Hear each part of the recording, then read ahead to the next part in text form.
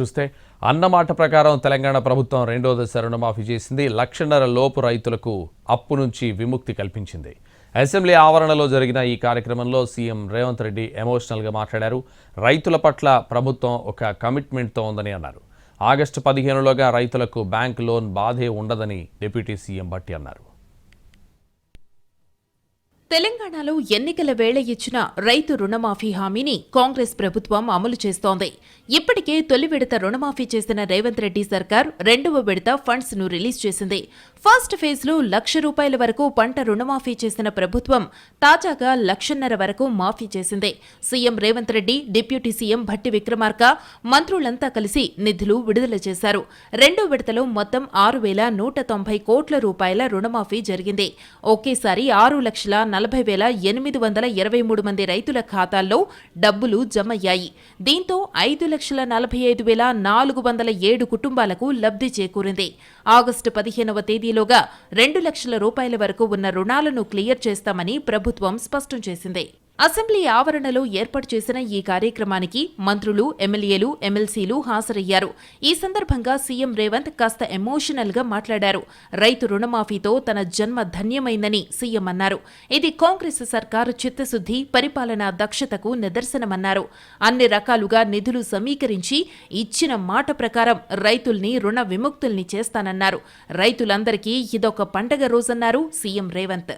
అన్ని రకాలుగా నిధుల సమీకరణ చేసి ఈనాడు రెండవ విడత 6,198 కోట్లు, దాదాపుగా 6,40,000 మంది పైచిలకు రైతు కుటుంబాలకు ఈ రోజు చెల్లిస్తున్నాము. మొదటి విడతలో 6,098 కోట్లు, దాదాపుగా 11.5 లక్షల రైతు కుటుంబాలకు లాభం జరిగితే ఈ రోజు దాదాపుగా 6,198 కోట్లు, 6.5 లక్షల రైతు కుటుంబాలకు మేలు జరుగుతుంది రెండవ విడతల అని చెప్పి నేను గర్వంగా ఈ వేదిక మీద నుంచి తెలంగాణ రైతాంగానికి విజ్ఞప్తి చేస్తున్నా. ఇది మా చిత్తశుద్ధి, ఇది మా పరిపాలన దక్షత. వరంగల్ రైతు డిక్లరేషన్లో హామీనిస్తే అందరూ అనుమానాలు వ్యక్తం చేశారని డిప్యూటీ సీఎం భట్టి గుర్తు చేశారు. ఆ అనుమానాలను పటాపంచలు చేస్తూ రుణమాఫీ జరుగుతోందని అన్నారు. ఆగస్టు 15లోగా రైతులకు బ్యాంక్ లోన్ బాధే ఉండదని అన్నారు.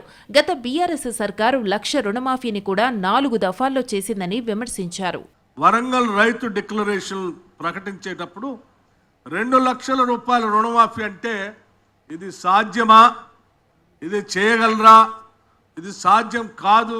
ఎందుకనంటే ₹1,00,000 రుణమాఫీ చేస్తానని చెప్పిన టీఆర్ఎస్ ప్రభుత్వం 2014 నుంచి 15 వరకు ఒకటేసారి చేయలేక 4 దఫాలుగా ఇన్స్టాల్మెంట్ చేసి ఆ ₹1,00,000 రుణమాఫీ సంబంధించిన ఫలితాలను కూడా రైతులకి అందేటట్టు చేయలేక వడ్డీ విపరీతంగా పెరిగి విపరీతమైనటువంటి భారంలో పడినటువంటి సంగతి.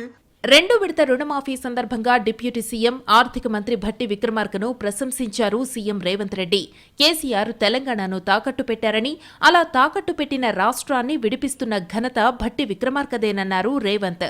ఎన్ని ఆర్థిక కష్టాలున్నా ఒక్కో సమస్యను పరిష్కరిస్తున్నారంటూ భట్టిని అభినందించారు. 6 నెలల్లో మన ఆర్థిక మంత్రి భట్టి విక్రమార్క గారు పోయినాయన చేసిన అప్పులకు 43,000 కోట్ల రూపాయల మిత్తి కట్టిండయా.